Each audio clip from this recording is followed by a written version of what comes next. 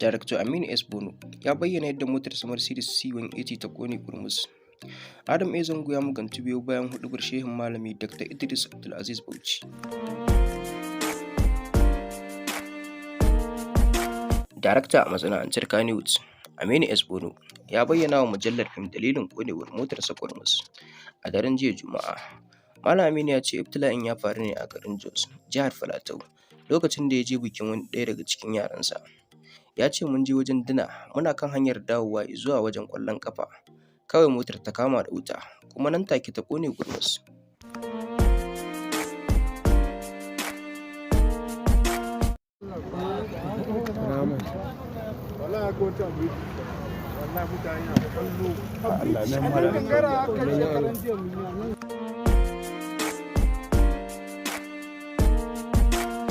Adam A. Zango ya magantu bayan huɗubar da shehin malami Abdulaziz Idris Bauchi ya yi akan 'yan fim.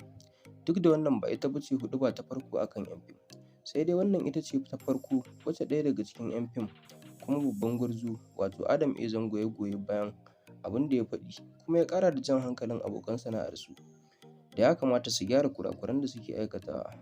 Kai tsaye mu je ga bidiyon, amma kafin mu je ga bidiyon abin da yake cewa, idan yau ka fara zuwa nan tasha mai albarka ka daure ka danna mana alamar subscribe kana ka danna alamar ƙararrawar sanarwa yadda za mu sanar da kai shirye-shiryenmu da zarar mun ɗora. Mun gode. Kai tsaye mu je ga bidiyon. Assalamu alaikum warahmatullahi ta'ala wa barakatuhu, yan uwana yan fim da kuma masoyan mu abota kallon fina-finan mu da kuma sauraron waƙoƙin mu. Abubuwa sun cakuɗe game da wannan huɗuba da wannan malamin yayi, malam wannan malamin da ya huduban da yayi ya harzaka yan fim sosai, ranmu ya ɓaci. To amma magana ta gaskiya shine Bahaushe ya ce idan bera da sata to daddawa ma tana da wari. Idan za mu gyara kawai mu gyara, maganar gaskiya kenan. Ni da kai da ke da ku mun san inda yake da buli ko in ce huji a cikin masana'antarmu, mun san inda yake a dinke. Ba yau aka fara yi mana wannan huɗuban a jihar Kano ba. An yi mana huɗuba da yawa, an yi addu'o'i a kanmu, an yi alƙunuti, kuma duk wannan abin da ake yi fa yi ake wai don mu gyara. Amma ina, kowa yana can yana sabgarsa.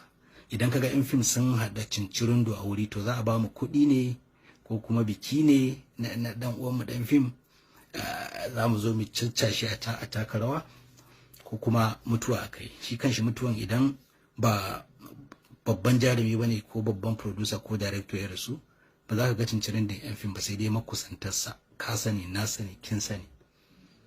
Aikin mu kullun shine mu je studio mu dauki hotuna waɗanda suka dace da waɗanda ba su dace ba, ai zo ai ta liƙawa social media. Wannan yana birthday, wannan tana birthday, duka anan ake ganin mu. Ba za ka ji an cewa ana maulidi ga dan fim ba, ana yin musabaka ko wa'azin ƙasa ko wani abu da ya shafi addini ko al'ada, ba za ka gani ba. Amma maganar gaskiya shine manyan mu suna iyakacin kokarin su wajen ganin sun toshe wata baraka da take tinkaro mu.